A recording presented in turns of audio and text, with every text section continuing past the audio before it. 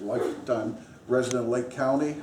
He'll be talking about Adams Springs, the Loch Lomond area, and narrow gauge railways in the timber industry in Lake County. If you want to learn more about the narrow gauge railroad, we do sell a book here called It's Lonely at the Top. It covers the narrow gauge railroad in Lake County. Thank you. Bob? Yeah, well, I'll tell you a little bit about the history I know. Even with my hearing aids, I'm not real good at hearing, so if you might have to speak up, and I'll try to answer any questions. I'll start with Adams Springs. That was a resort in the early days. The springs were discovered by Adams in about 1870. And then he sold it to some other people, and then it was sold to some developers that built a small hotel and a few cottages. And then they went into bankruptcy, and in 1888, my grandfather Prather was staying at Harbin, and he and his brother-in-law decided to try and buy it. It was in receivership from Friedman Brothers in San Francisco. So he went down to Middletown, and he knew a wealthy mining operator there. He borrowed $5,000 in cash on a handshake, and then they bought the resort. And then 2 years later, he brought his brother-in-law out. My grandfather, William Robert Prather, was a very good businessman, and he started advertising, and that's what they needed to bring the people for the mineral springs and for the health. And as it grew, he hired a gardener that had all organic food. He fenced off several hundred acres and ran hogs. He said it kept the rattlesnakes down and paid the property taxes. And they butchered their own meat, and he set up a kitchen that was all wood fired originally. And he hired Italian immigrants to cut wood all by hand. Stack it, and we paid him by the cord. And so then he just kept adding on as things grew. Eventually he had, they put in a laundry that had a big rolling tub that washed the clothes like way bigger than these barrels. And they washed all the linens for the resort. And they had the mangles to dry the sheets. And they kept adding and adding, building more roads. And then he decided that they needed electric power, so he wrote to Edison about, and he got the plans to build a DC electric plant, and his brother Frank wired the generator, and they had electricity before the city of Santa Rosa because Santa Rosa was all gas, and so they were very early, very progressive, put in modern flush baths as soon as possible. And kept adding on. You had several large dormitory cottages, and had a lot of tent cabins, like similar to Yosemite.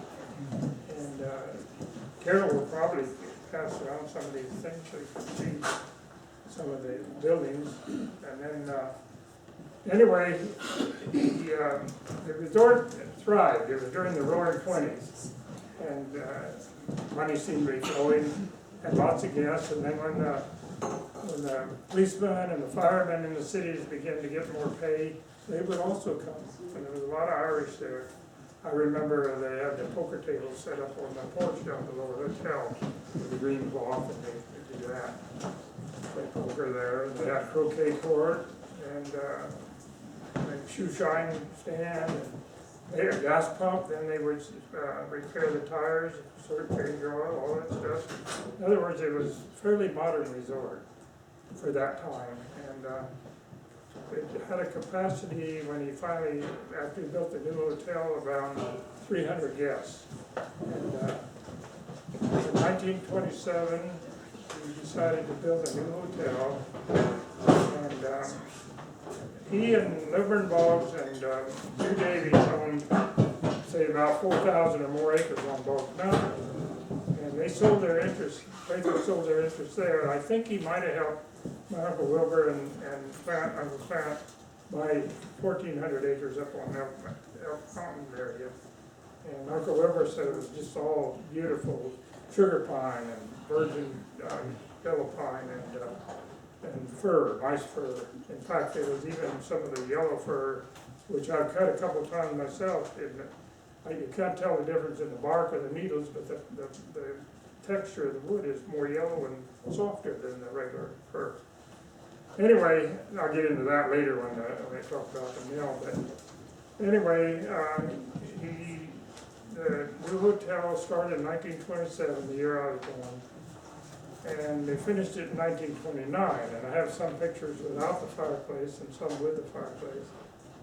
And then you can look across the hill and you see a lot of bare mountain, and that was what we are in right now, which is much more timbered.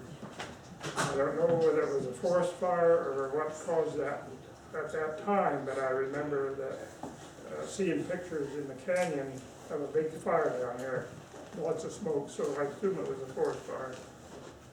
And then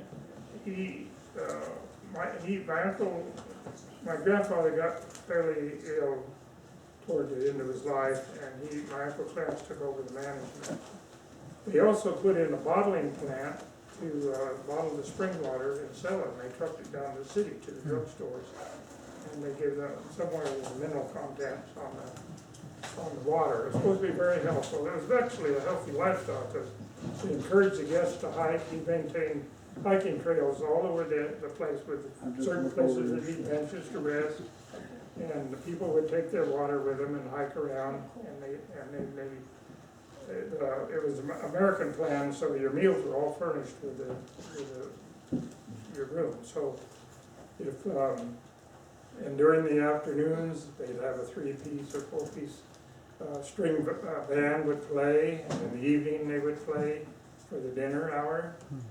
And it was very nice. I remember as a boy, young boy, the family table where the uncles and cousins and my grandpa all sit around and eat and drink big pitchers of iced tea and things like that. And when he built the new hotel, he covered all the roofs with asbestos shingles for fire danger. And completed in 1929. And then somewhere along before that, they built a swimming pool. And there are some pictures of the pool before it was built, before the bathhouses. When I was a young boy, the bathhouses were still there and later removed. And then they had a tennis court, and they had, you could rent horses, and a lot of people like to hunt. And it was just a very thriving business for a long time. And 1938, my grandpa passed away, and my Uncle Clarence took full management of the resort. And so then, in 1936, my father had worked for my grandpa. He found out that 350 acres of logged over land was available next door, adjacent to my grandpa's 800 acres. In the original price for the $10,000, he got 720 acres, and added another 80 for $10,000. So anyway, my dad arranged to buy that, and later I found out he paid $6 an acre for the Loch Lomond land. But they still had the cutting rights. They had the mill back in the flat where the campground is now. And that summer they moved it over the hill there in the flat. Kind of getting the two stories mixed up a little bit. But anyway, so then that year, I was 8, just going on 9, we moved to Loch Lomond and built a rough log and little cabin there. And there were 2 sawmill cabins there at the place. But getting back to Adams Springs, in 1943, the hotel got on fire, but no one knows how it started. There was these big wheel chemical fire extinguishers on the porches, in the hallways. There were fire extinguishers with gravity pressure, but apparently nobody was there to get on it right away, and it kept going and going, and it finally just destroyed the whole hotel. I was 16. I went up on the hill at Loch Lomond, looked across. Thought it was going to set the whole country on fire, but my grandpa always did a lot of control burning in the winter, and the flames were so hot there was no fire started from it. But the hotel was massive, and it just burnt clear to the ground. It was timber probably furnished by my Uncle Wilbur's mill on Elk Mountain when they built it. And it was everything sawed by hand, I mean, in the woods, in the building of the building, all hand sawed. And so that was a real setback, because the resort was full at that time, about 300 guests. And they weren't using the upper hotel, they would use the lower hotel in the winter, in the summer because it was cooler. And then in the winter, they would move up to the upper hotel, which is sunnier and warmer. And so that hurt them pretty bad because they didn't have enough insurance on the building. But then they kept, my Uncle Wilbur wanted to build a golf course, and they couldn't agree on it. They didn't want to tear off the apple orchard over in the pasture or anything about it. And so finally what happened with the resort was, after the war, which was full during the war, and then after the war, why the roads got better up to Tahoe, there was gambling, they gave real cheap lodging and free meals. It took a lot of people to run the resort. They had woodcutters for the boilers, they had gardeners, they had gardeners for aesthetics, they also had the gardeners to raise the vegetables, and they had painters, they had and waitresses and cooks and everything. And it started dwindling down to weekenders, and you couldn't keep that crew going at that time. And so finally, in the late '60s, where the family sold it, and then developers took it over and built the golf course now and subdivision around it. And so is there any questions on the Adams Springs that I didn't wondering about, or When was it? Well, this is kind of hard to pass around. Yeah, the but others. if you look at it, it's got a lot of detail, and it'll help you put together what he's been telling you. The fire was in 1943? Yes. But there was 2 fires, right? No. Didn't both hotels burn? No. The early one might have had a fire way on in the 1800s, Okay. because they changed the roof. The early pictures show the roof a different way. And then it was one big long gable roof when I was a boy. And as I grew up, sometimes we would go over and volunteer to help shovel the snow off. A lot of snow. My grandpa enclosed the resort in the dead of winter because there was a lot of snow on Cobb Mountain at that time. And so, in fact, my mother's family, my grandfather was born in Cobb Valley in 1857, and they moved down to Middletown shortly after that because the snow lingered so long in Cobb Valley. And, one time, one of the fellows that was working at Adams, the roof was about 25 feet tall from the ground, but we had piled so much snow down there, he fell off and didn't even hurt him. But anyway, they had a little railroad car, like not powered, that they would move the wood up to the boilers up there in the cook stoves. They fired the ovens with wood, and then in the back of that was a big screw room where the help ate. And in the middle of the dining room was probably a 3 or 4 foot fan and then there was about a 12 or 14 foot tower with burlap that water ran down. And that was the swamp cooler that cooled the dining room. So I don't know. Then later, when the new developers, we tore out the old pool and put a new pool in there. When I was about 5 years old, I walked out on the ice on that pool before I could swim and fell through and came up, fortunately, and grabbed ice, and I kept working the shore, and I got out, and I'm still here. I can pass this around if you like. It's kind of We pass this around? yeah, the other ones I think have pretty much gone around. Yeah. So I don't know if there's any questions on Adams, I don't know. Yeah, Bob, below Adams Springs, there was a trail they called the Bugville Trail. Do you know anything about that? Ran all the way down to Etowah Springs? The Bugvilles. Bugville? Yeah, he was a fellow that had alcohol problem. And so to get away, because they had a bar down underneath, and billiard tables underneath the dining room. This is the lower hotel. And to save himself, he would go down, he would start building what he called Bugsville. And he'd make these little signs and hang up things. Yeah, They were shoes. cute little sayings. Yeah, yeah. In fact, the original road that came up in the stagecoach stage, came up through Harbin Springs and Etowah Springs and through Adams Springs, and then went over to Cobb Valley down Sulphur Creek Road. And then, when the Hobarts wanted to build the other road up there to, straight up there, then because they've been having family feud, there was opposition from the Allies from each side. And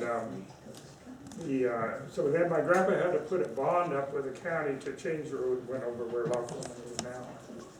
So, but he used to go through the springs, right up through that one. And the old traces are still there.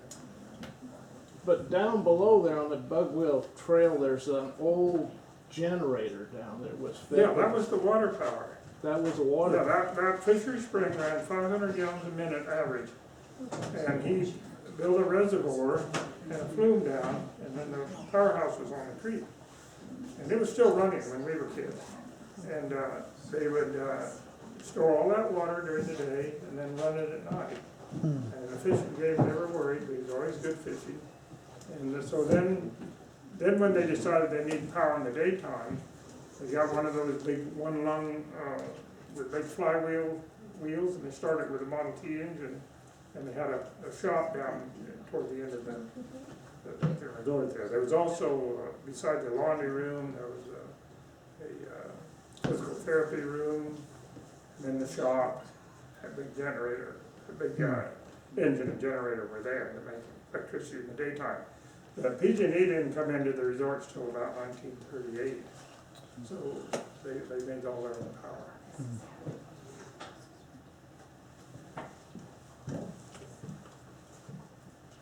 So I don't know if you want to talk about from Adams. I went to Loch Lomond, and my dad started that from nothing, my mom and father. And it was just, like I say, the timberland, and the Whiteleys were still logging it, and the contract said they could finish up. And so they were out in the back of the campground, and then there was some pretty nice trees out near where the swimming pool is now. And my dad asked him if they'd save them. Well, this was during the Depression, and $1 was worth a lot of money, so they said no way. So he had to buy those. It kind of irked him to do that. But anyway, we moved there. My Uncle Don, at Adamsdale, where you could turn off the Sulphur Creek Road, was a big barn, and the horses were stabled down below, and the buggies and the hay above went right off the road there.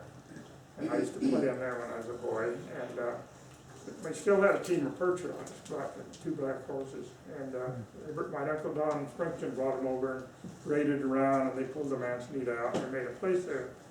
Took the rough lumber from the mill and built a little cabin for us, and then made a store, grocery store, and they just had, they rented camping out there, just camp spaces. And somewhere there's a picture, I think it's $5 a car for a week. And then we didn't have any water there. They were trucking it over from Adams, so then he went up in the mining country and bought some machinery, and he built his own tower and rig, and found a drill bit, and he drilled his own well out in the flat there. And I was only about 9 or 10, and I would run this old Moreland truck back and forth to pull the baler back out. And he did hit water, and so then he had Hummel come out and drill a real well. But it never produced much because of the clay. So when he started the subdivision in 1938, he didn't have barely enough water for everything. So somewhere in around 1940, he bought 160 acres with a 30-gallon-a-minute spring from Boyd Rush over on Sulphur Creek, and had Sailor Abercrombie pipe the water all the way over to Loch Lomond, and then pump it up the hill. And they welded it all with acetylene, and one of those acetylene generators, and quite a job. And that was Abercrombie in Lakeport. And then we had water, and so then we kept at it. Oh, then there was two little cabins that the sawmill people had occupied, Maynard and Whiteley. And so then, we kind of fixed them up, and we used them, and then my Uncle Don built the poles and built a log cabin. He cut the shakes and everything. I rode down on the sled with him with the horses to do that. And then he built another cabin with half saw logs from the mill. And then eventually kept building and building as the resort grew. Because like I say, business was still good then too. So he built, I think we ended up with 20 cabins and some tent cabins. The first was a lot of tent cabins. Of course, my brother and I grew up, started in with chores as we were little, and like all kids of those days, and worked there long hours in the summer. But it didn't mean we didn't have time off. We could take our bikes or walk over to Adams, go swimming, things like that, and go hunting in hunting season, but fishing. But anyway, then he decided to build a lodge, and they built that mostly out of logs and log trusses, and it was really a nice building. And they put a bar in, and then I think it was like in the middle 40s, they built a kitchen, and it had a dining room and kitchen, and used the slabs for that. It looked like logs. And well, then in 1945, I went in service. And when I came back, my dad had decided to build a swimming pool. And at the same time, he built a new well down by Salominas that my Uncle Wilbur had told him he studied geology a lot. And it was a wonderful well. I mean, he pumped it probably 350 gallons a minute for 48 hours and never faltered a bit. And so then we had water, and he built another subdivision, number 2, in 43, I think. And then he built built number 2 and then number 3. And then later we added number 4 and number 5. My brother and I built number 5. And we had plenty of water then, and we built the swimming pool in 1946, that summer, and it was all poured by hand. I mean, mixed by hand. We had a 2-wheelbarrow mixer. Evans Brothers hauled all the rock out there, sand, and run it in big long rows. And then he bought a semi-load of cement. And 6 of us boys mixed it and wheelbarrowed it into the farm. And Frank Elliott did all the farm work, and his crew did the tamping. And we poured the walls all in one day, one long day. And then we poured the floor in 2 sections. Then we poured the house where the boiler room is, and the filter room, then the sidewalks and the steps. I mean, it's quite a project. And we built later when my brother was there, we built what we call the Bonnie Burger, and built the septic tank right in ground. I mean, right formed and poured it right there. It was like a little room down there. And then after my brother, anyway, then the resort, we had a good cook. He did all the. He bought the meat in half size. We had a big cold storage locker, and he would cut it all up, and he made everything from scratch. Raviolis, everything. And Italian people, in '38, he sold 2 lots to the Pizzola brothers, and they built 12 cabins, and they were accordion players. They taught accordion music, and so then they bring the kids up to practice in summer, and they bought lots, and pretty soon we had an Irish segment in the subdivision and an Italian segment, and there's still a lot of Italian, 3rd generation that are there. And so then I'm trying to think of it. Came next. Then he decided to build a church in '48. He started that, and he hired the Ray family from Upper Lake, the Indians from Upper Lake, and they peeled all the poles down by the well house near Salominas, and for 4 cents a linear foot, which was a good price. And then my brother and I hauled them up on a half track and a dolly, we put it together, rolled them up. The first poles I skidded with the workhorse, and then later we got too steep for the horse because of the sliding way. I heard Earl Sullivan come over with his dozer and bring the rest of it in. And BG, he hauled a lot of the shorter poles, and that, I don't know if you've ever been in that church up there, but those poles are making nice trusses, real nice trusses. Cunningham from Lower Lake did all the block work. And then then we had a fire at Loch Lomond, and a little boy set it. We didn't know that at the time, and it was in one of the storage rooms. And we put it out. And then we were really worried, we figured it was set. So we kept watching, got real, but then after a week or so, we kind of got a little lax. And he closed the doors and set that fire again. He was only 6 years old. And he set that fire again, and it went up in the attic before anybody knew it. And and it burnt a whole roof off the kitchen and dining room. And so I don't know where the health laws were then, but my mother bought these surplus parachutes and covered it all up, we cleaned it all up, covered it all up, and we finished out the season at that time. And then later, we sold the resort. Maybe Margaret knows the exact date. We sold the resort to John Morandi, and then he ran it. And later, we were out of the resort business there, and they had another fire that destroyed the lodge so bad, the store in the lodge so bad, that he tore it down and then moved what's left over across the street. And so that was pretty much the history of Loch Lomond. When did you build the firehouse? Oh, yeah, then, right after that fire, my brother decided to build a firehouse, so we donated the land, and my brother designed the building. And I actually cut the posts and the trusses with a chainsaw mill, and out of the timber, of course, we had there.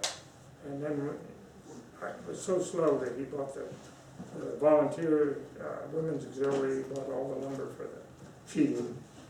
And Cunningham again did all the block work for the firehouse. And Carol Knight poured the floor and did that. And so we had no radio, and we bought a little tiny forestry trucks, surplus. And we used that when I had the Widow Creek fire, and went over and saved my house.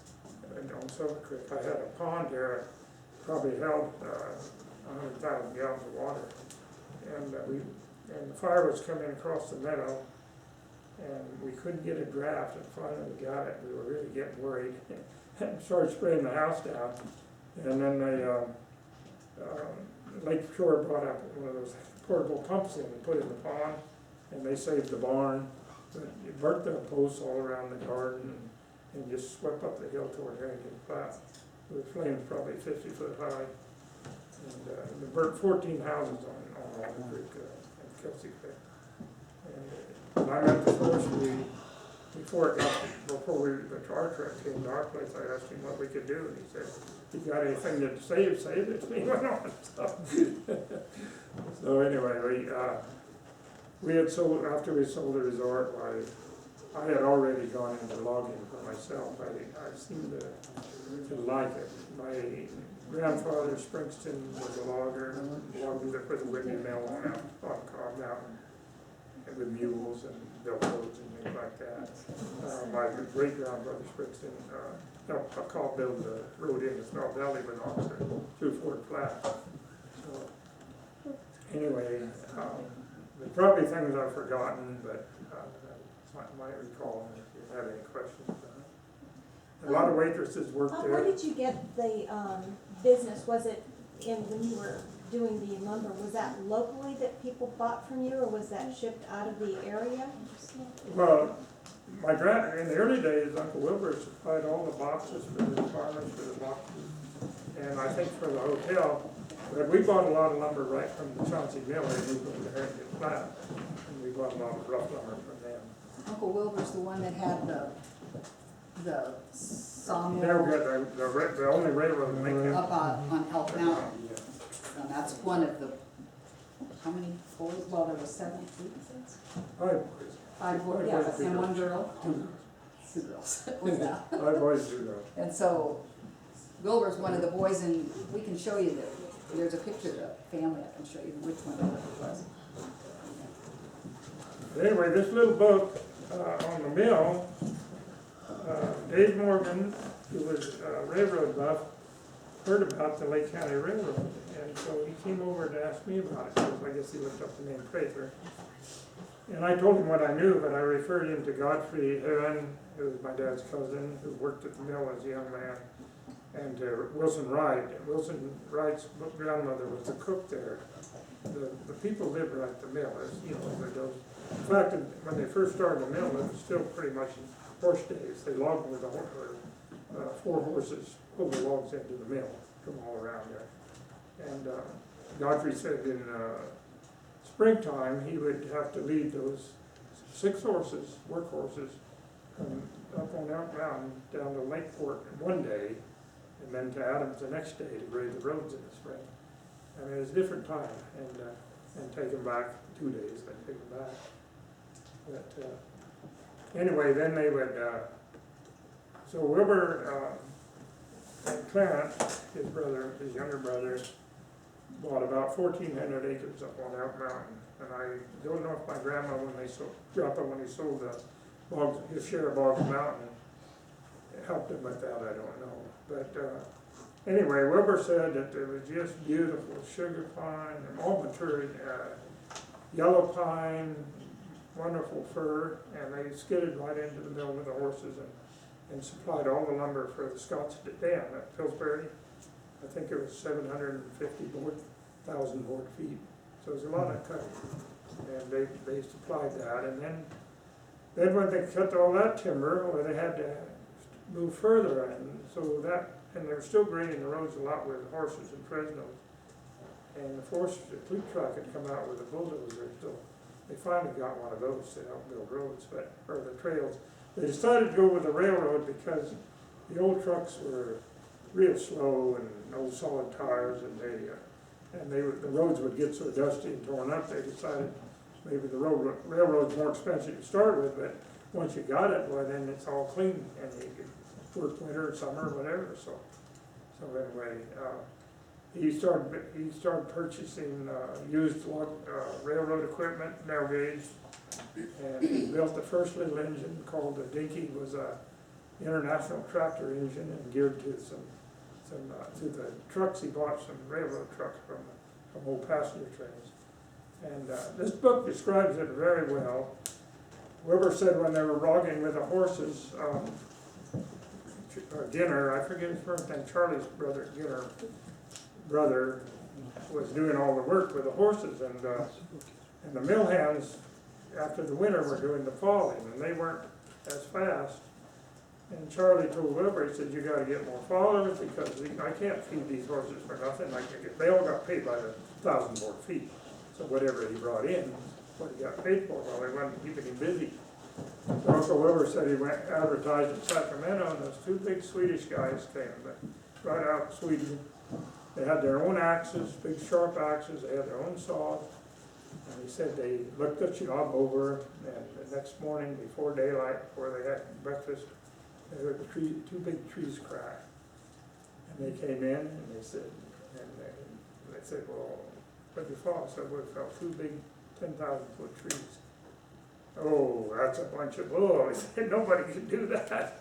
And they went out and looked, and sure enough, they chopped down 2 trees. They didn't buck them up yet or anything, but he said they had good sharp saws, and they were really good workers. He said on the sugar pine, they could knock big limbs off with one blow. They had another big guy, my dad said, that was so big he could only put 2 fingers in his pocket, in his coat pocket, and he would load one end of the timber, and the other 3 guys would get the other end. Anyway, they cut about 30,000 a day with the old steam mill, and Wilbur had a lot of trouble with the forestry at first. The road was almost 30% fixed. And forestry came in and built 80% grade all the way with switchbacks. But then they went to survey the land, and Wilbur had already surveyed his land with himself. And they changed this to boundary markers, and he said, you can't do that, because we're going by the old boundary. So they said, well, prove it. So he went down where the rock corner was, and he had his guy chop into the scar on a big tree, and it came out, and there was all the scribing right on it. Another time, he said the forestry arrested his van. They would cut some oak they mainly fed it with dry slabs, but they would cut oak to hold the fire and the coals for the boilers get going early in the morning. And he said that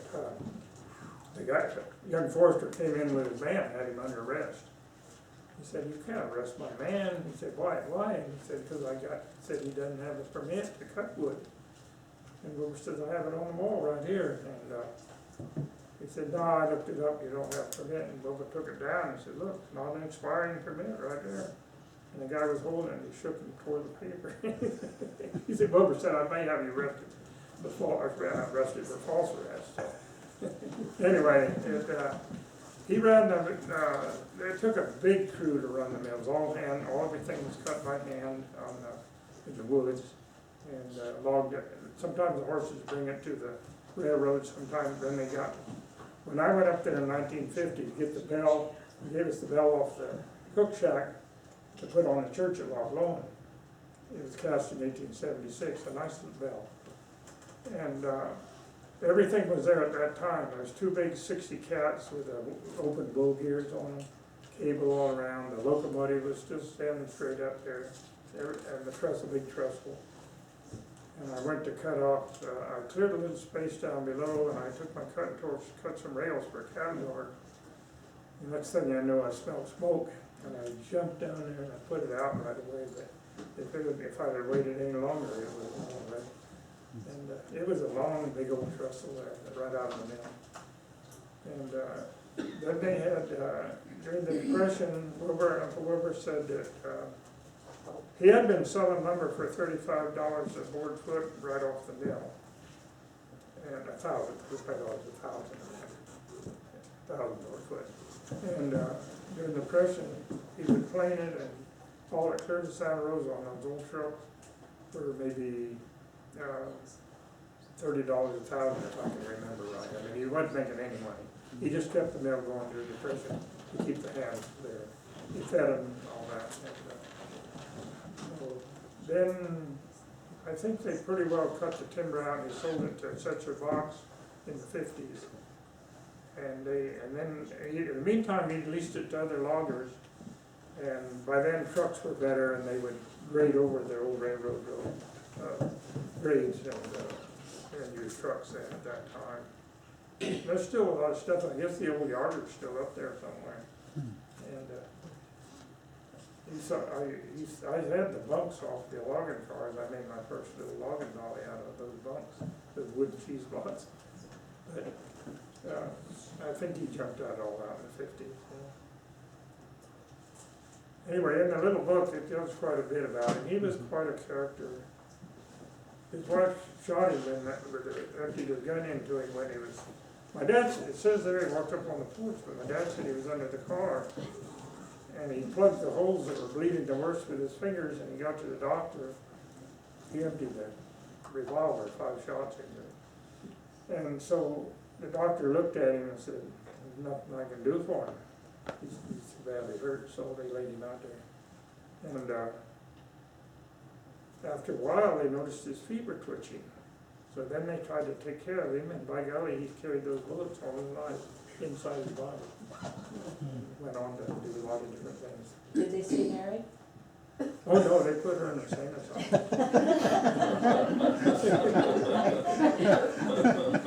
Then he remarried and had 5 girls. In the picture there's 2 of the daughters, not the Rosalie's the oldest, and Louise just died last year. They were out there standing by the Whitcomb locomotive. Yeah, 2 girls there. Those are my cousins. They lived up in the house up there, had electricity. Oh, later after a few years, he took and converted the mill over to electricity, steam generator, and ran the mill off electricity. Godfrey said they had a big vat. They didn't have starting motors on it, so they start the motor by turning and then keep lowering the poles in the vat and bring them together until they hit the regular windings and take off. Hmm. You have one of those books to sell. Yeah, it's a nice little book. Yeah, he came to me and, like I said, out of the blue, after a couple of years, he just showed up the door, no phone calling up, and said, here's your little book. So you guys have this book to sell, correct? Yes. Yes, we do, the little. Well, earlier, we talked, earlier today, we talked about the disease that we're seeing in the trees now. Was that as prevalent back in when you were When I was living? in grammar school at Cobb, I remember the CCC boys cutting down a lot of trees right near the Bog State Forest, and all by hand, and quite a crew of them. And they were bunked up in Upper Lake, and they would peel all the bark and burn it and everything. You know, they did a lot of work out there, and that was quite an infestation at that time. And I don't remember whether it was a drought or not, but there was quite a bit of beetles, you know. And like I say, that when you look across from Adams Springs to the hotel on the other side, you can see it was pretty bad at that time. Yeah. Okay. Well, I thought it was interesting earlier when you were telling me that when the trees are dead, the beetles are gone. Once they turn brown, they've already left. But if you can get it while it's dying, you can destroy the When you beetles. see it fading, just like when you cut your Christmas tree and you put it in the living room, it's still green for quite a while, but it's dying, it's dead, that's basically dead. So these beetles will still be in there until for a while, when it's first fading. They're like little larvae, and if you cut the tree then, we used to always pretty much try to get on it right away and send them over to the valley where there's no pine and let them be milled over there. But right now, we're having a problem because the mills don't want, there's a surplus, there's dead trees everywhere. And they don't really want them, and the local mills, but the Chinese are taking them to make them into cardboard, and we're shipping them out to Richmond. Right now, because so many truckers went out of business, and now the regulations are hard, it's hard to find enough trucks now. Our trucker is 14 loads behind right now, and so we have logs sitting there waiting to go. And it may be worse this year, we don't know yet. Anyway, if you see a tree and you can take it down while it's still fading and get it dried out, either peel the bark or just cut it up in the wood, it'll kill them right there.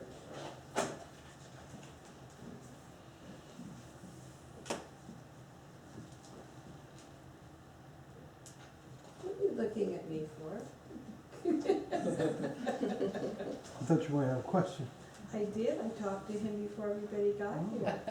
And I'll talk to him more later. We'll share with the rest of us. What do you mean, share?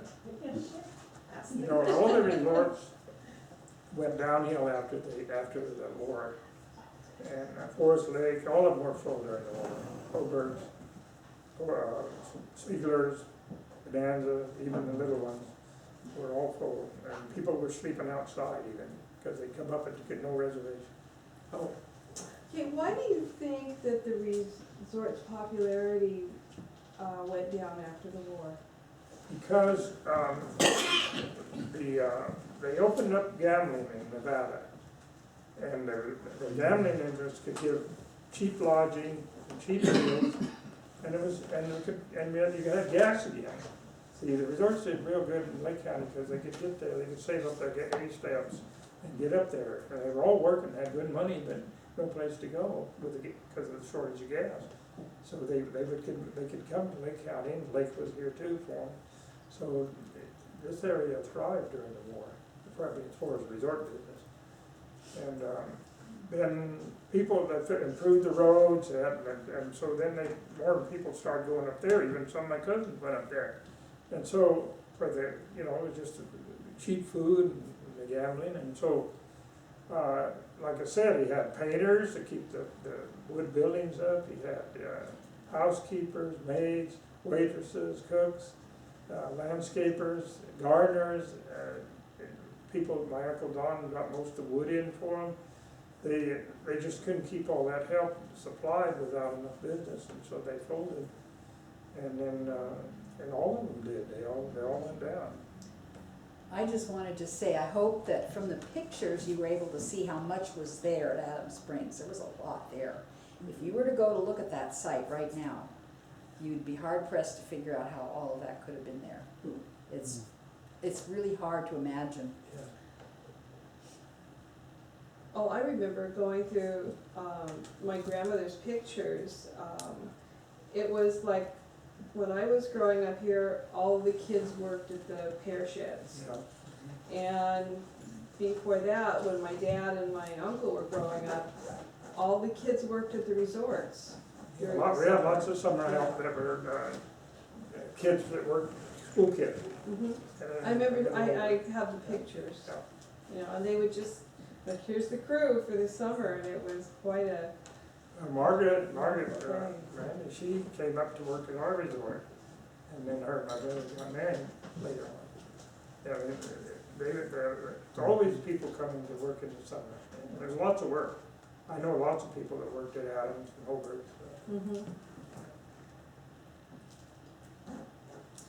Bob, when did you say your family came to this area? Was it 18? My mother's family helped Cobb build the road in 1853. And I think he worked on St. Helena too. He drove oxen, William Bruce Springston. And what area did they come from when they came to Cobb?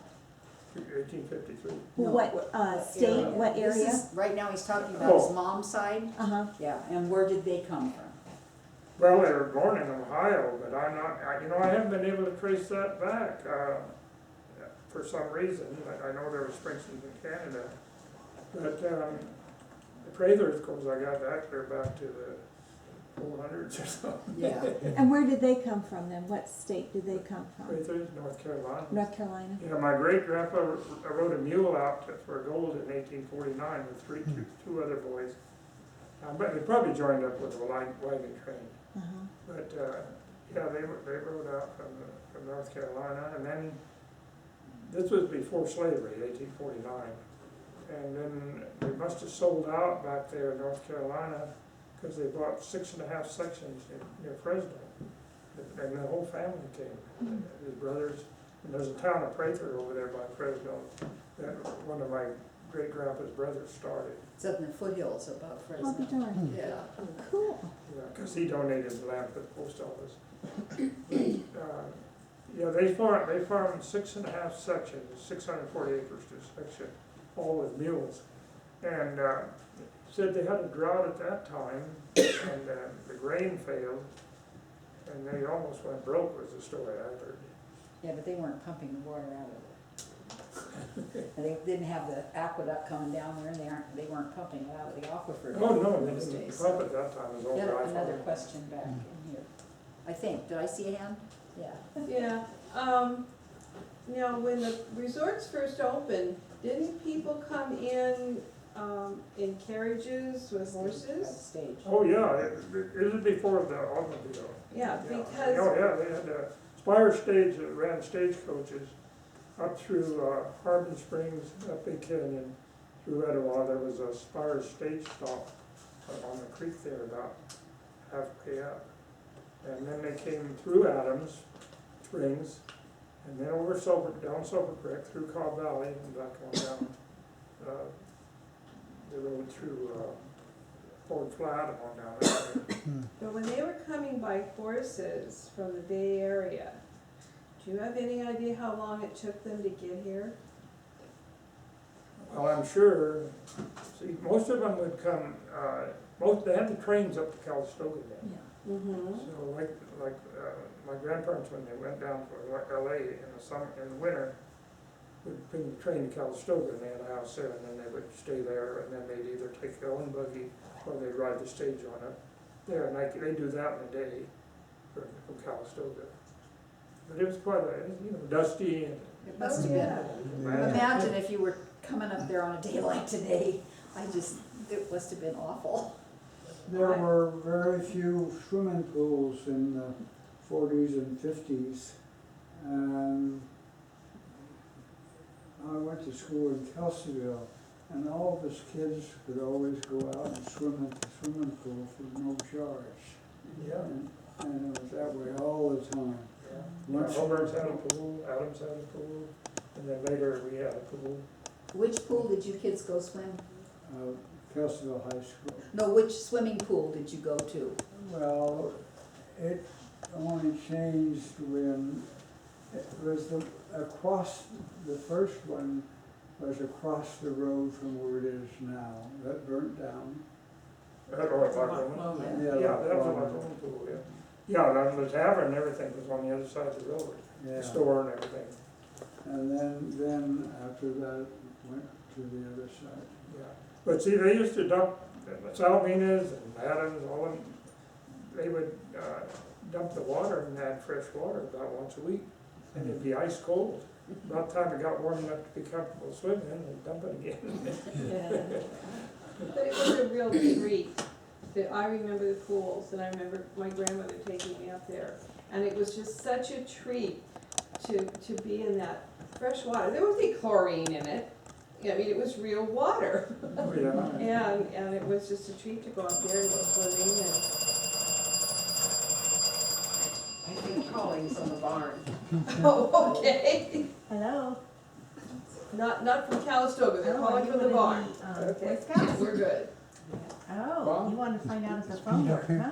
In your younger days, were they still logging in the Yeah, he's steep got the country voice with last Oh, oxen? well, great, I'm glad you had a good time. They were logging, 100 years or more up there in that area. All right, No, well, he asked nice you talking to in you. your, am I right, you wanna know, in your time, were they still logging with oxen? Oh, In no, your lifetime. no, they weren't even logging with horses when I grew up.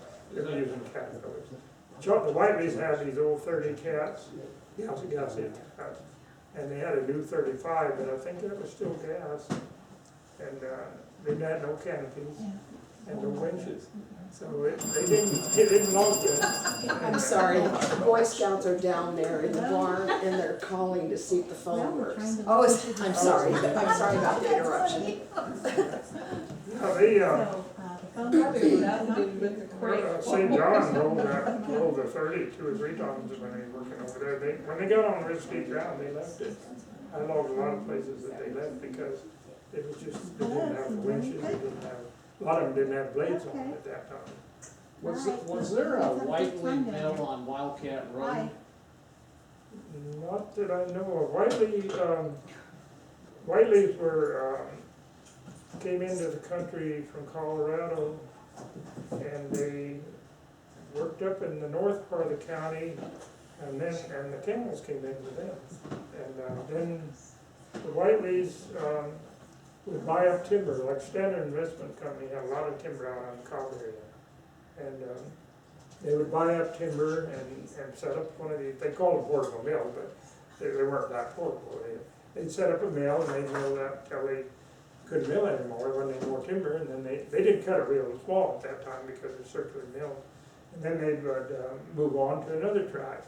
And that's what they did when my dad bought the Loch Lomond land. They were just about done there, and we bought it, I think, for $6 an acre. And then they moved over to Harrington Flat and logged there. And then Chauncey, then the old man died, and then Charlie, and then Maynard, you know, the Carberry mill on Cobb that logged off old Cobb with the Sullivan Boys mill that logged it.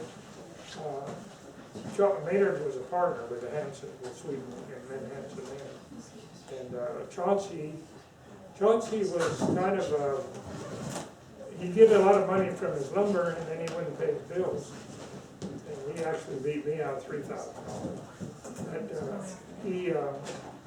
He finally went to jail because he kind of scammed the government on some Indian land. He said they were clearing it for walnuts, which was no place for walnuts.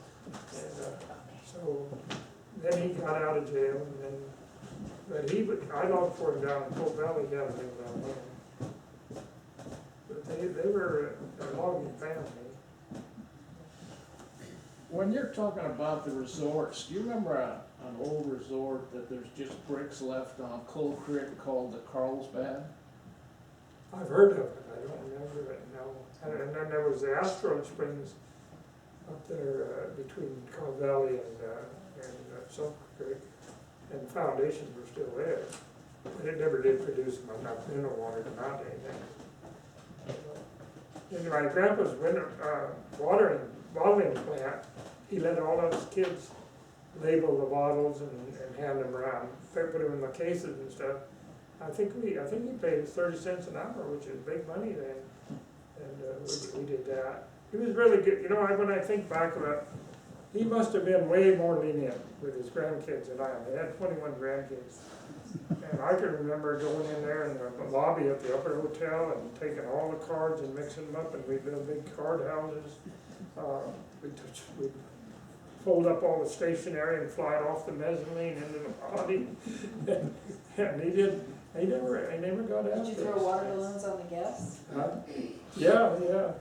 Water balloons on the guests? Yeah, we did that down in the Lower Hotel once or twice. I think we probably got reprimanded for that. But, and that new, I don't know if you saw the pictures of the new hotel, the big one, had big gutters all the way around.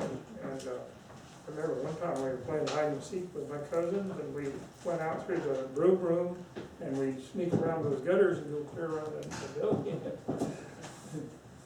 Yeah, he was. And there was He fed everybody. We could always go in there and get ice cream or whatever, you know, just go in and eat. There was an ice cream or candy shop or Oh, something? that was down at the Lower Hotel. They developed the photos for you, sold the film. My mother ran that before we moved, and that had a soda fountain, and I remember the milk had ice in it. It was so cold. I guess the pneumonia refrigeration. And then they had and milkshakes, all that stuff, yeah. Candy. We got to eat all the old gum we got still.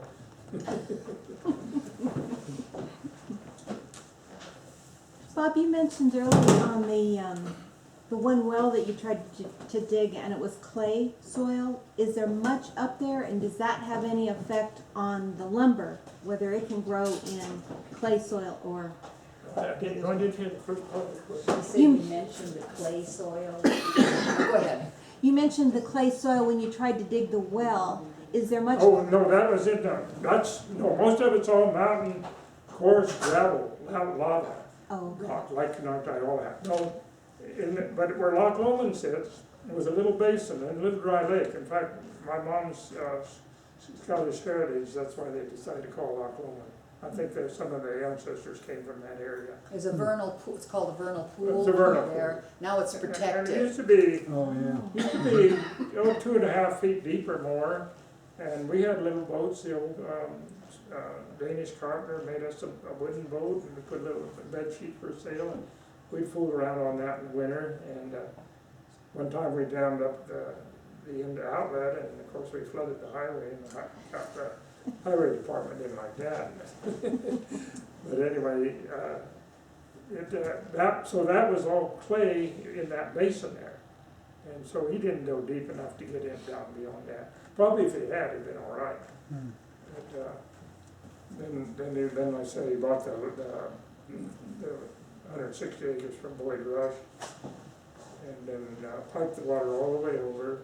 And then when that wasn't enough, after he added those other subdivisions, he developed the well down the South Main. And you had your own lumber company? Did you say you started No, your my own? Uncle Wilbur had, I have a little mill, but we're not a lumber company. Oh, okay. No, the it lumber did company was owned by the Whiteleys. Lot. Yeah, no, Uncle Wilbur had the only railroad that ever operated in Lake County. They would run out, 2 or 3 miles out into this timber, and then when that was gone, they'd pick it up and grade another grade and run it out another area.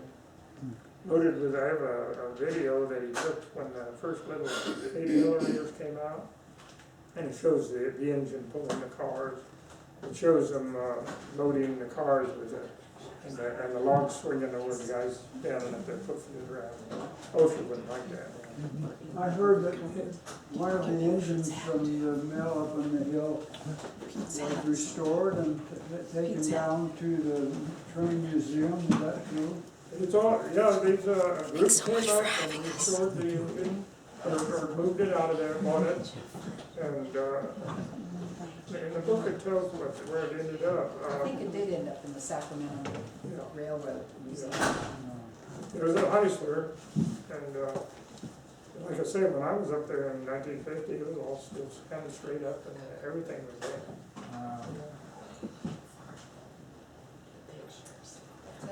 Yeah, it was, once in a while, like if the track was frosty or they had too big a load, the thing would run away. And that's how the one man got killed, because it was run away.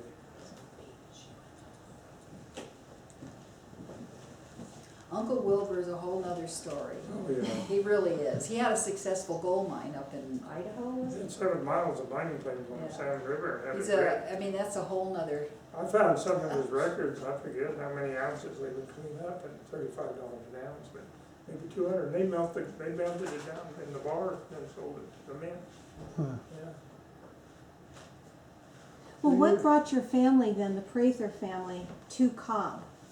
Well, my great grandpa Jeter is the one that rode the horse and mule across. And he evidently didn't find gold, but he became a dentist, which was very lucrative. And so he came to Lakeport in 1864, I think, and my grandpa, William Robert, went to school there for 2 or 3 years, and then he moved to Woodland. And then my grandpa was vacationing at Harbin Springs and heard that Adams was in the receivership. And that's when they went up and bought in 1888. And then we've been here ever since, so. On that side of the family. Do you think it's surprising, Bob, with as large as your family is, and I know the number of sons you have, that they stayed? It is pretty amazing, yeah. Yeah. Yeah. Well, actually, most of my cousins did leave the area for work. And I stayed because we had the resort. And then I decided in the winter we would get in the wood. I was even remember using the hand saws at first. I remember when the first chainsaws came to our area, my Uncle Wilbur bought 12 of these surplus chainsaws. I think they were either Mercury's or Distance. 2 handlebars, weighed 98 pounds, with a big bar, and the old teeth were like the old crosscut saws, one sharp this way, one in rapier. And we thought that was amazing. Had a stinger on the other end, and we started cutting wood with that, and that was really something. And then he bought in 48, December of 48, we had 4 feet of snow in Loch Lomond. It was unusual snow. We always had snow, but 37, I think we had 3 feet. And so he had bought 6 brand new half tracks from the Army surplus. And they were, he sold one to my dad for $550. I don't know what he paid for them. Sold one to my Uncle Mel, took some to Idaho. And so that winter, he had bought chains for him. So I put chains on the front. I don't know if you've ever seen a half track. The back parts rubber tracks. And then we put chains together and made tracks for the back. And it would plow through the snow. And but then they would build ice up on the sprockets, so I welded on scrapers, and that took care of that. But there was, when that snow came, a lot of people were stranded, and they couldn't, no electricity, and not enough food in the house. We had a store and a bar, and we had gas refrigerator, gas light, but from the old days, they were all working. So we were fine, but a lot of people weren't. And so then they started rescuing people, and it was eerie quiet. But my brother Jim was in the Navy at that time. He didn't bother to get a 50-mile pass to go away that far away. So then he got worried that he was going to get in trouble for not getting back. He couldn't get back. So my Uncle Wilbur had a weapons carrier with chains all the way around. he said, if he can get to Middletown, I think I can get Old St. Helena. So he started out, and I went and fed the horses and saddled them, and my dogs were running in the snow, and one of them got in a fight with the other, and I went to pull him off, and he put his fangs clear through my finger. Kept sticking up the other side. I said, "Laddie, let go," and he looked at me and he let go. And so I went numb. I never felt a thing. Cut the nerve. So then we started off. My brother and I started off with our heavy coats and chaps, and it was a slow going because there were trees down everywhere. And through Hobart, we have to weave around through the trees, and it took us 5 hours to get to Middletown. It was about 2 feet of snow in Middletown. And so, of course, there's no communication because the phones went out right after that. So the plan was that I would go to the old family homestead, the Sprinklers up on Socrates Mine Road, because the barn was there and everything, and stay there the night. And my brother, hopefully, that Wilbur would make it. I mean, there's no way of knowing. So we hadn't been in Middletown over maybe 15 minutes or more. We didn't get warm by the fireplace. And here come Uncle Wilbur, and he said, "Oh, we gotta go, they're gonna close St. Helena."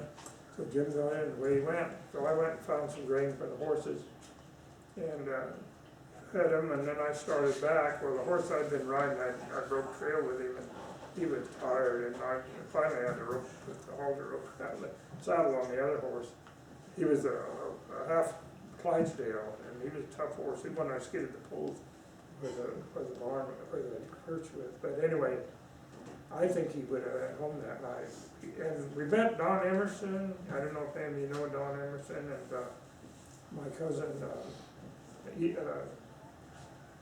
Ellen Badger and another fella were hiking from Middletown up to Forest Lake. They said they never would have made it if we hadn't broke the trail. And so anyway, when I turned off Anderson Springs to go up Socrates Mine Road, there was no trail broke there. And we only stopped once or twice to rest, and got up there, and my cousin Donald, they had the kerosene lamp, and he took the horses and he put them in the barn. And then I began to shiver. I guess I was pretty cold. And I shivered and shivered. Finally it got warm and stayed the night there. The next day it cleared off. And I started home, and as I coming up by Whispering Pines, or up by Pine Grove, no, not Pine Grove, by Pine Summit, there was about 6 or 7 deer got in the trail, and they didn't want to get out. So I heard them along like sheep for about a mile or two. And they finally found a place to get off. But yeah, it was quite a snow, and then we were nothing, no phone, no electricity, and we had gravity water. And then finally, we heard this noise, and one of the guys said, "I think the devil's coming." And it was one of the snowcats from the Sierras. The telephone crew brought it in, and so they brought it in and started working on the phone lines. And the highway Department of Motor Vehicles on Christmas Eve, I'm not good with it. It's called Caltrans now. They Division of Highways. They tried to clear the road with a grader, and they got stuck. Then they hooked a cap like the size of a D4 and Elf Chalmers on it. It through the tracks from the ice. So then everything was quiet and built up, and finally they had 2 D8s working down on where Brookins is, and they were cutting that thing. They authorized them to clear the roads. They had straight blades. So when the snow built up about as high as the ceiling, they turn off with it, and if a post or guardrail was there, it went with it. Sometimes they'd be coming down the road and you'd see the blacktop coming up. And they cleared the roads anyway. And then finally, it took about 4 or 5 months for that snow to melt. And when I got home with those horses, they were very tired. Next day we took the horses down to the well house, and the snow going down through the canyon was clear up to the rump, going down that hill. And that snow, and then I put the horses in a 6-stall barn over in Steinbach Canyon, which was about a mile away. And every day I'd go over there with the snowshoes and take them out, water them, exercise them, feed them, go back. I got really old after about 2 months. What year was that? 48. It started in just before Christmas Eve of 48. And the Division of Highways didn't get out at Christmas Eve. by the time they got out, they couldn't get the road, it was a grader. And it finally got up to about 4 feet there, and some places on the hills was 5 feet.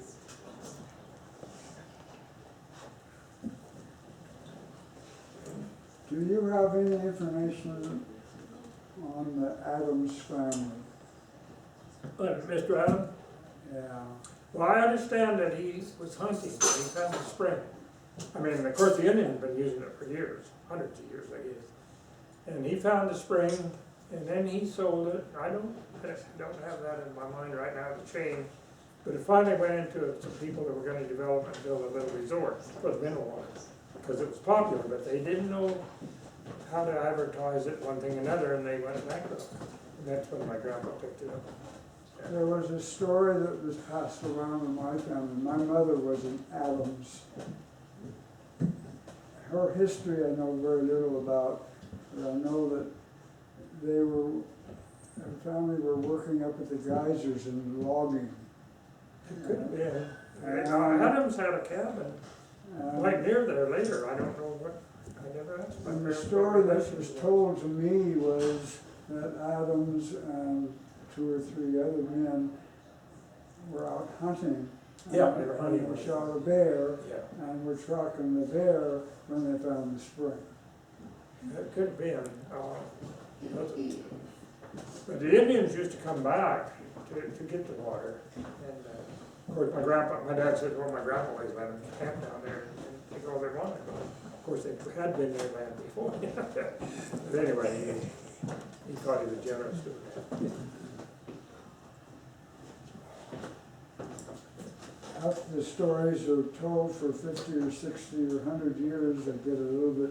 Yeah, they can get changed. Yeah. And I think I remember most of what I said pretty well. Think we covered it? We recovered the pictures here that Melinda prepared, so you might want to look at them, Bob. Make a comment maybe and pass them around. Melinda prepared some nice ones for us. They were lost. Well, whoever bought, She wants you to talk about what it is and then pass it around. this is the steam boiler. There's some of the Probably same one, pictures from that one. there's horses are sled down to another location. Probably that's just the engine to So this is a boiler, you're saying? yeah, that's, So these are out of that book, I guess.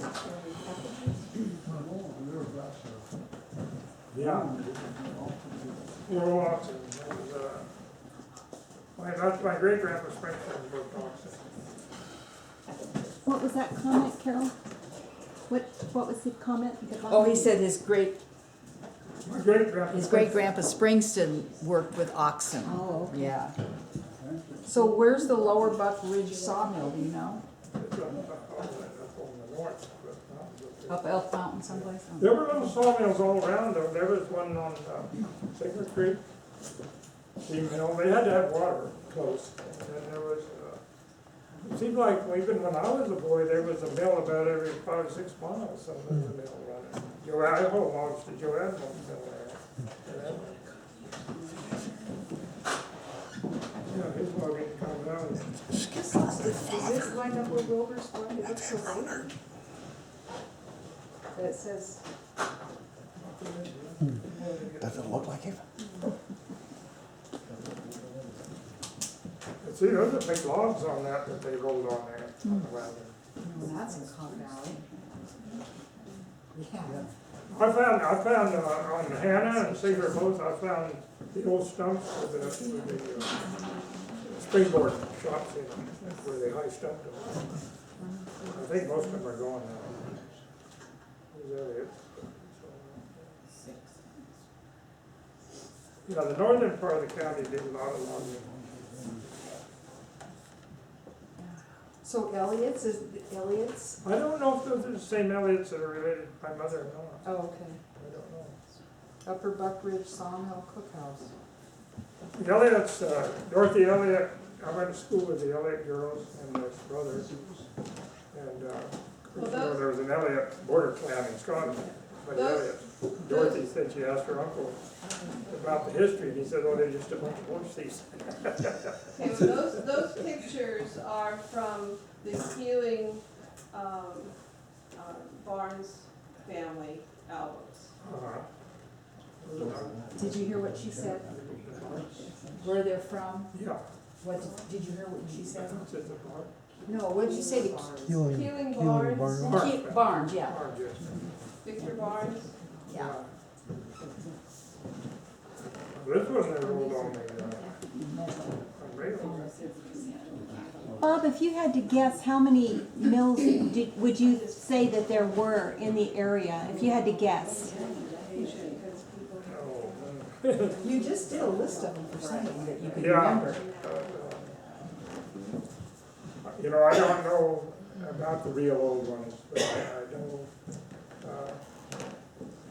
even when I was logging at first, there was a Hanson mill that put a cop there, and then there was Chauncey White that had his mill, and and Radwell had a little mill there, and Admiral. But there had been, you know, in the old days, the Rice family had a mill, and also the Madden mill was down by Salinas, and I was looking at property descriptions, and the description was that he sold a piece of land to one of his workers, and he said the description was from the northwest corner of the new Madden mill over to so 40 feet, so 50 feet. That worked at that time, huh? Oh, his picture's all over. Yeah, okay.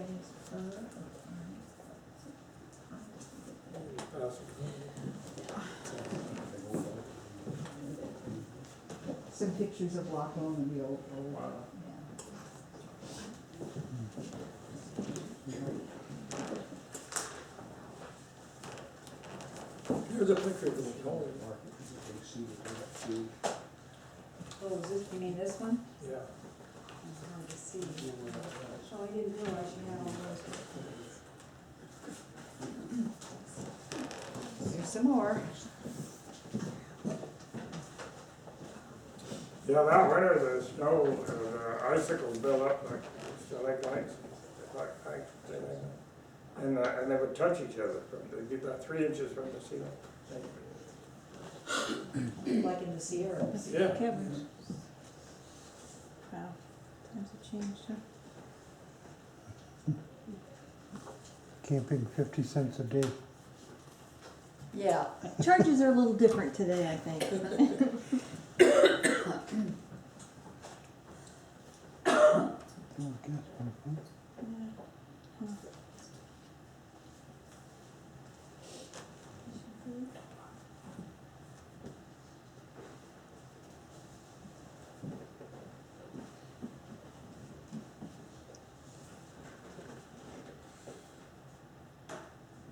So, you raised all your boys up there then on Cobb Mountain? Yeah, they all went to, the four, let's see, Steve and Mike, Gary, and Daryl.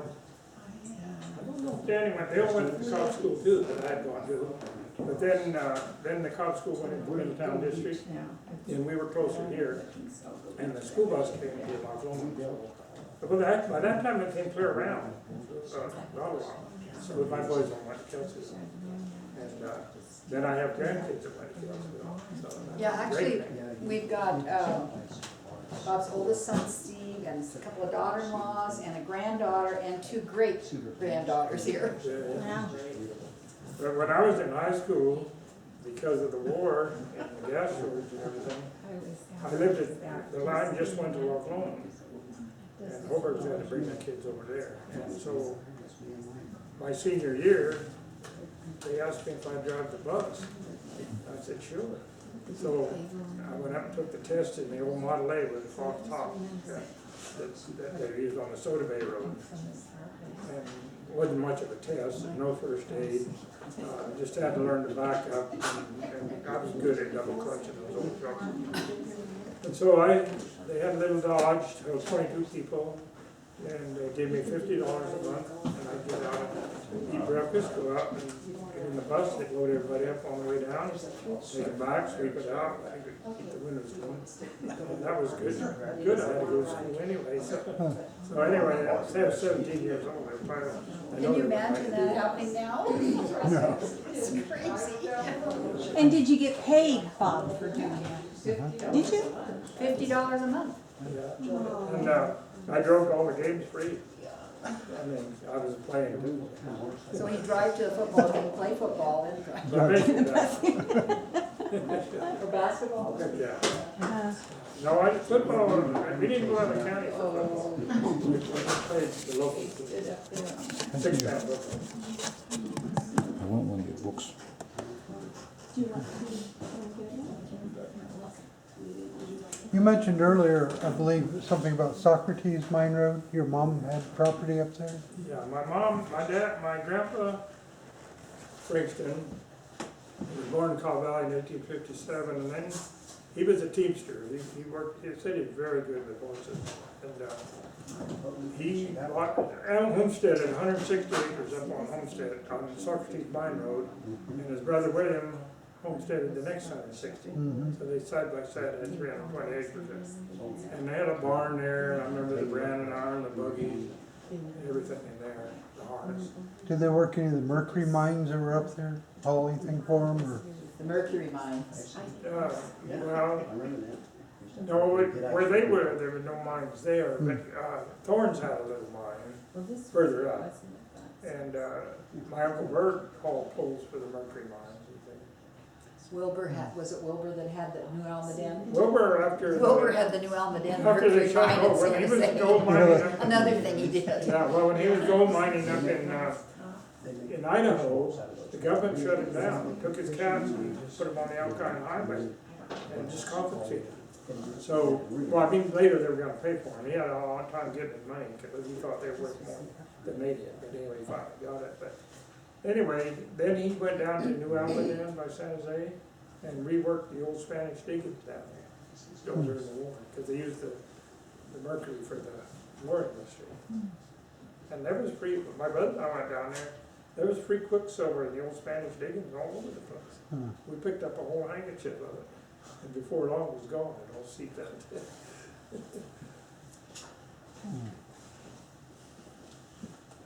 Did you ever hear the story about the Thorn boys? Apparently in the First World War, they had a draft and Oh, yeah. they refused to go, Yeah. and they went up on the side of Cobb and hid in the They hid out, the older boys, they were eligible for the draft. My dad said they were afraid of the water, they didn't want to go over the ocean. So they just hid out up there, and then a younger brother, Edgar, which I knew, he told Timber for me, he would pack, as a boy, he would pack the food up to them. And they hunted, you know, and they hid out there. They were kind of, if you'd say, real Appalachian hillbilly people. I mean, I remember the old spot hats, the long beards, and Wilson Wright told me that they, he says, that story about you getting, whipping the guy at the mill, at the flour mill, McKinley, and he said, yeah, McKinley told him, he said, he used to whistle at their sisters when they went by to school, walking to school. So one day, the boys put on their sisters' dresses, and when he whistled out, went over and whipped him. Well, didn't they actually crawl up there on Cobb and arrest them? They did arrest him after the war. They hid out there all that time, and after the war, they went and arrested him and took him into the courthouse in Lakeport and had a trial. And the attorney tried to get him off by telling them they didn't know any better and their mother was crazy and they were going to kill the attorney, their own attorney. But anyway, then I guess they got him off with some little bit of jail time or something. But I know my grandma didn't think very well high of them, but they were real old mountain people.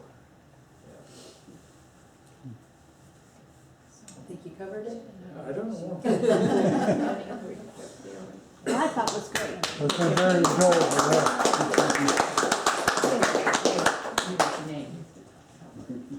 Yeah, I had no idea. You Wilbur had a store there too, he sold the diamond hat. And they would sell them. Oh, you didn't get it? Oh,